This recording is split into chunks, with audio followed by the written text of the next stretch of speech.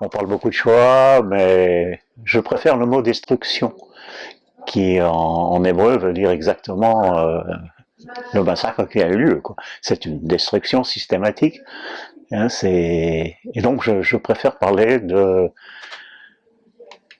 Et encore, il faut faire attention à tous les mots. C'est aussi un peu le métier qui veut ça, mais la déportation, c'est pas encore l'assassinat, mais c'est le début de la chose. Elle est faite avec une intention. Cette intention, il semble que personne n'ait voulu l'avoir. Ils étaient déportés, bien. Ils allaient presque voyager.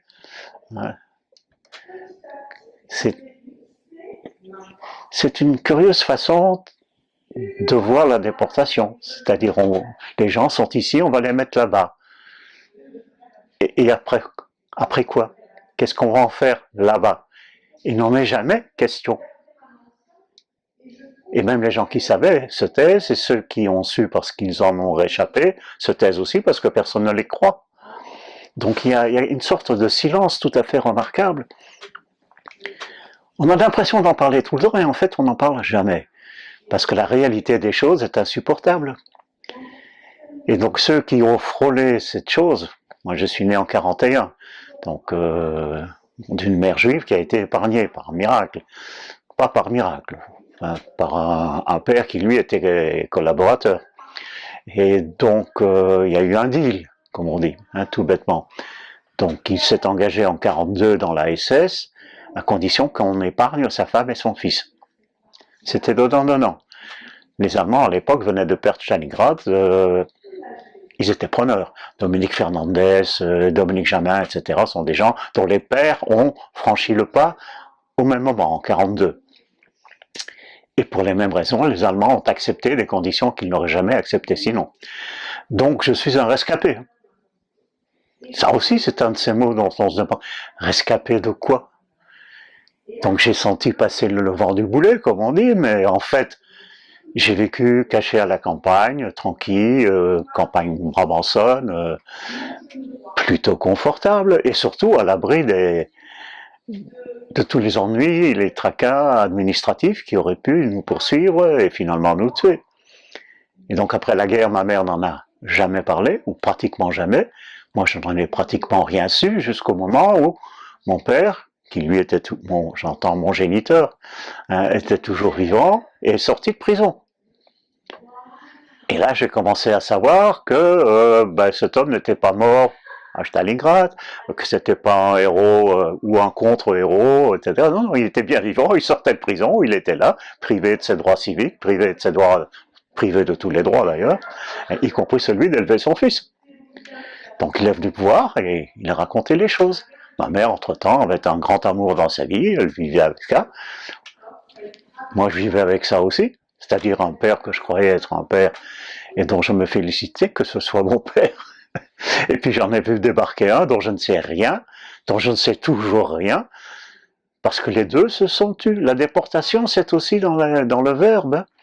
C'est-à-dire, on pose la question ailleurs, autrement, différemment, pour que ce soit plus une question. Et qu'il n'y ait surtout pas de réponse. Donc le père n'a jamais dit comment il a rencontré ma mère, n'a jamais dit pourquoi ils se sont aimés et pourquoi ils m'ont fait. J'en ai pas la moindre idée. Mais ma mère, pas plus. Ma mère est allée en prison voir mon père.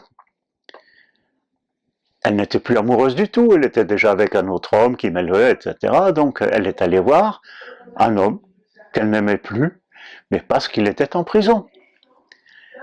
Donc elle s'est aussi déportée, je veux dire, elle a changé de terrain. Elle, la femme juive qui se cachait, qui était avec un fils, et elle vivait aussi avec ma grand-mère, sa mère à elle. Donc on vivait une sorte de petit trinôme, très protégé, à côté de la synagogue à Bruxelles, donc voilà, c'était ça. Et tout d'un coup, elle se retrouve à aller dans un autre terrain qui n'est pas le sien, au milieu de gens qui ne sont pas les siens, elle ne connaît pas tout ce monde de fachos qui est en tôle. Mais elle est sensible à quoi? À quelque chose à quoi j'étais sensible aussi, c'est-à-dire que les gens en prison, de quelque horizon qu'ils viennent, sont des gens qui retrouvent une communauté, une générosité, une sorte d'appétit de vivre malgré tout, etc. Donc quelque chose fait que je vois dans une sorte de reflet inversé, de miroir inversé, ce que les déportés, les vrais, ceux qui sont morts à Auschwitz et ailleurs, hein, ont vécu. Je les vois comme ça.